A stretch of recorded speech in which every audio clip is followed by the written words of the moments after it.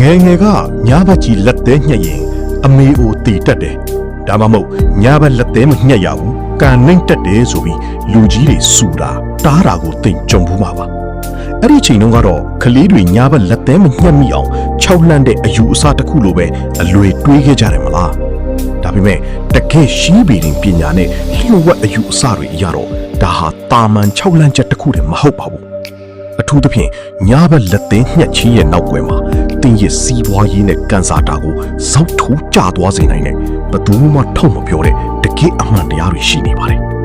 ပထမဆုံးအနေနဲ့ရှီဟောင်းနက်ခတ်ပေတာအယူအဆအရာပြောပြပါမယ်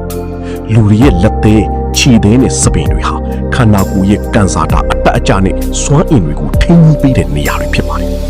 နက်ခတ်ပေတာမှာလက်သေးတွေဟာစမီဂျူရဲ့စွမ်းအင်တွေစီးစမ်းရာနေရာလို့သတ်မှတ်ကြပါတယ်ညာဘက်အချိန်ဟာနီရောင်ကြီးမရှိပဲအမှောင်စွမ်းရည်တွေပုံများတဲ့အချိန်ဖြစ်တယ်လို့စနီဂျူရဲ့လွှမ်းမိုးမှုအားကောင်းတဲ့အချိန်တွေဖြစ်ပါတယ်။အဲ့ဒီလိုအချိန်မျိုးမှာလက်သေးတွေကိုတွားပြီးဖြတ်တုံးလိုက်တာဟာမိမိရဲ့ကံကောင်းခြင်းစွမ်းအင်တွေကိုကိုယ့်လက်နဲ့ကိုဖေထုတ်ပစ်လိုက်တယ်လို့ဖြစ်ပြီးစီးပွားရေးပိတ်ဆို့တာငွေကြီးကြက်သေးတာနဲ့မမျှော်လင့်ပဲဘဝမှာအညံ့တွေဝင်လာတာမျိုးကြုံရတတ်တယ်လို့အဆိုရှိပါတယ်။ဒုတိယအချက်ကတော့အမေအိုတီတက်တယ်ဆိုတဲ့စကားရဲ့နောက်ွယ်ကလျှို့ဝှက်ချက်ပါရှေးလူကြီးတွေဟာစကလုံးတွေကိုဓာတ်ရိုက်မပြောပဲရင်ထဲထိတ်ခနဲဖြစ်သွားအောင်နမိတ်စကားနဲ့ပြောလိရှိပါတယ်မိခင်ဆိုတာအိမ်တအိမ်ရဲ့စီးစိမ်ဥစ္စာအေးချမ်းမှုနဲ့လက်လာဘကိုကိုစားပြုတဲ့သူပါဒါကြောင့်ညာဘက်လက်သေးညှက်ရင်အိမ်ရဲ့စီးစိမ်ဥစ္စာကုန်ခန်းတတ်တယ်အိမ်ဦးနဲ့တွေစိတ်ညွန့်ညင်တတ်တယ်ဆိုတာကိုတတိပေးတဲ့အနေနဲ့ဒီလိုနမိတ်စကားမျိုးသုံးခဲ့ကြတာဖြစ်ပါတယ်ဒါအပြင်လက်တွေ့ကြကြစဉ်းစားကြည့်ရင်ရှေးခေတ်တုန်းကအခုခေတ်လိုလျှက်စစ်မီးတွေမရှိပါဘူး။ဖယောင်းတိုင်မီးရေနံစီမီးခွက်မိန်လေးတွေနဲ့ပဲနေခဲ့ကြရတာပါ။အဲဒီလိုအလင်းရောင်မလုံလောက်တဲ့ညအချိန်မှာထက်မြက်တဲ့ဓာတ်တွေလက်သေးညက်တွေကိုသုံးရင်လက်ကိုထိခိုက်ရှာနာဖြစ်စေနိုင်ပါတယ်